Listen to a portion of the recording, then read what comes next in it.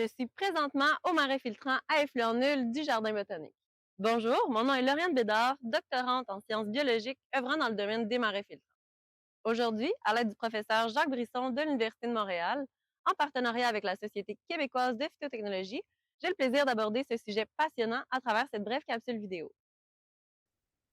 Alors, qu'est-ce qu'exactement un marais filtrant à effluent nul?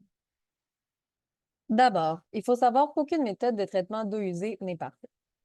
Imaginez une méthode où l'eau usée entre et rien ne sort. Pas d'eau, donc pas de rejet liquide pollué. C'est exactement le principe du marais filtrant à effluent nul. Mais comment se débarrasse-t-on de toute cette eau? Eh bien, c'est en faisant travailler les plantes. C'est une méthode économe et qui ne demande pas d'électricité. Voyons un peu plus en détail comment il fonctionne. Eh bien, comme je l'ai mentionné, c'est une installation où toutes les eaux reçues, incluant les précipitations, sont évapotranspirées.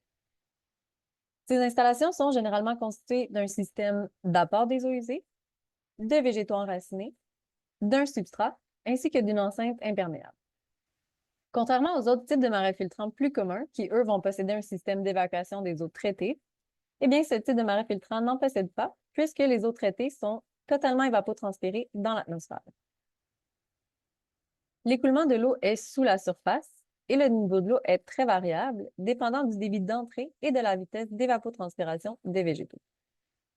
Les marais filtrants à effluent nul ont la capacité d'effectuer le traitement secondaire et tertiaire des eaux usées domestiques, mais ils sont toutefois peu adaptés au gel où un espace de stockage suffisant pour l'eau est nécessaire puisque les végétaux ne sont pas actifs durant la saison hivernale. Ils sont toutefois très adaptés aux normes de rejet les plus sévères puisqu'aucun rejet liquide n'en sort.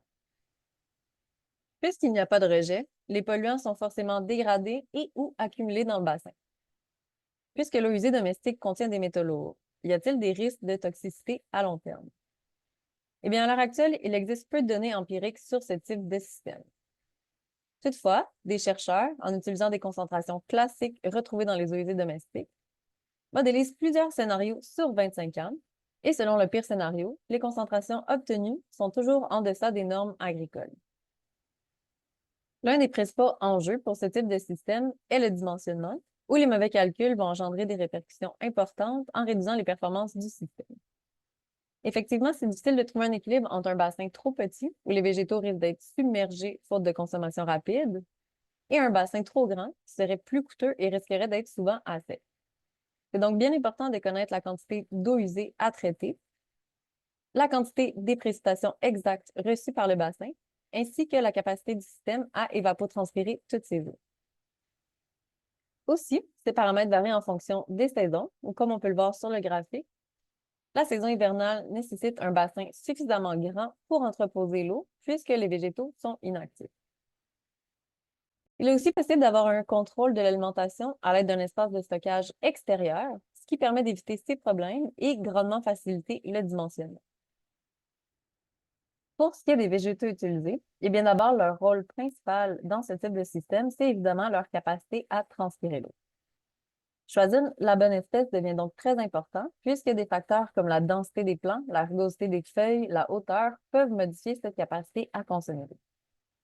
À l'heure actuelle, seuls les saules sont utilisés en marais filtrant à effluent nul et c'est dû à leurs caractéristiques bien particulières telles que leur taux de transpiration élevé, leur système racinaire étendu, leur excellente absorption des nutriments, leur propagation efficace, ainsi que leur grande tolérance face aux inondations saisonnières.